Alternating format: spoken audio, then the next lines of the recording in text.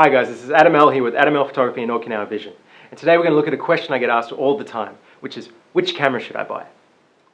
Now there's so many options on the market, sometimes it can just mess with your head when you see all the different cameras that are available and all the different functions that they're pushing.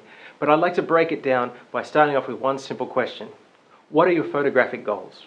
What kind of photography are you looking to achieve? This will greatly impact which camera you should buy. For example, if you're looking for a camera that will take some better images while you're on holiday, some better family photos, maybe some kids' sports days, then you're going to be looking at one of the entry-level cameras, such as the D3200 or 5200 from Nikon. These cameras come with kit lenses. Basically, a kit lens is just a cheaper lens that'll help you get your photography underway. Usually it's two lenses in the box that comes from an 18 to a 55mm and a 55 to 200 or 300mm. Now these lenses are aimed just to help you get a wide variety of angles that you might want to take, whether you want to take family portraits all the way to zoomed in action shots. The cameras themselves are basically dulled down versions of a higher grade camera. The ISO doesn't expand quite as much. The shutter speed doesn't go quite as fast. The bodies themselves aren't weather sealed, they're less robust, they're more plasticky. They don't have as many buttons and features available on the camera. Most of the features are found within the menus themselves. Now the reason they do this is twofold. One is to basically take down the intimidation factor of looking at a camera that has a lot of dials and buttons that you're not sure what they do. And the second part is just to make the camera a little bit more affordable. The second option is for people who would like to go from, say, more beginner to intermediate. And for these people you might want to look at something like the D7100 or the 610. Now these cameras are found very closely to the middle between the entry-level cameras and the pro bodies. And what they've done is they've given you a lot of the controls that you will find on your pro body camera in the same general area that you will find them on a pro body camera, but also included the automatic functions that you'll find on one of your entry levels. Again, these cameras tend to be a little bit more robust than the entry levels, but nowhere near as robust as the pro level cameras. The features are still quite watered down, hence the shutter speed only going to say 1/4000th of a second as opposed to the 1/8000th of a second that you'll find with your pro level cameras. In some cases 1/6000th of a second. The ISO won't expand quite as low or as high as you will find on your high level cameras, and they don't handle noise in low light situations as well. What they do offer you though is a still affordable yet robust manual semi-pro feel to a camera that isn't going to break your bank. Now a lot of these cameras are APS-C sensors, so they'll use a smaller sensor. And when they do that, they're able to make the lenses a little bit smaller as well, which brings the cost of the lenses down dramatically.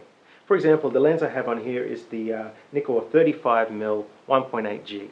This is a fantastic lens for this camera when you're doing walk-around street photography, portraits, things like that. It's still wide enough to get a great deal of the scene in the frame, but it's also great for doing portraits of the kids and portraits of people in the street. It's a fast lens and it has a shallow depth of field, so it gives you that nice creamy out of focus look that comes with professional level photography. But it won't break the bank. It only costs around $200.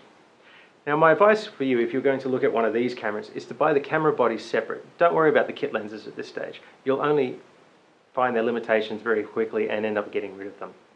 Instead, spend your money on a couple of lenses that will suit your photography needs. For example, a nice wide-angle lens and maybe a telephoto. Maybe you're into macro photography, so get a macro lens. Around about 3 lenses and this camera body, you'll be looking at somewhere in the vicinity of $3,000. This will be a fantastic set of kit to get you going in the photography the way you want to go. Now if you're looking to go into the pro market, if you're looking to become a professional photographer, you're going to need to invest in some professional gear. Now bear in mind, having professional gear doesn't make you a professional photographer. Experience does that. But having the right gear will be what you'll need to get you through certain situations that you will find as a professional photographer, whether it be low light situations, weddings, times where you have to be outdoors in the rain and you need that weather sealing. A professional level camera is exactly that. It's something that's designed to be used by a professional. Hence you'll find on professional level cameras they don't come with an automatic setting. You're only left with your manual and semi-automatic settings. These cameras are very highly weather sealed and very tough.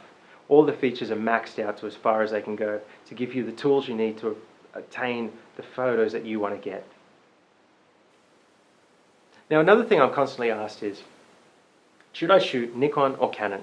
Now there are many other manufacturers on the market, but those seem to be the two that most people flock to. And for these people I answer this question always with one simple thing. Choose the camera that feels right in your hands. For me, I shoot Nikon simply because I like the way it feels when I'm holding the camera. I can access my functions on the front and the back of the camera without having to change my grip. I find that with Canon, I have to change my grip slightly to adjust the rear dial and the top dial. This is simply a personal preference. It has nothing to do with the quality of the cameras. A professional level Canon and a professional level Nikon will both take fantastic images. The entry-level cameras from both Canon and Nikon will also take great images. At this point, it comes down to the skill and the eye of the photographer, more so than the camera itself. Remember, with your photography, taking photos is the joy. Don't worry so much about having the right kit that people think is the best camera at the time, but rather pick the camera that feels right for you, because that will be the right camera for you. I recommend going down to your local camera store and spending some time trying out different camera models, seeing how they feel in your hands, play around with the functions, check the menus, and pick the camera that just feels right. In the end, it's all about having fun. So enjoy your photography. This is Adam L. Happy shooting.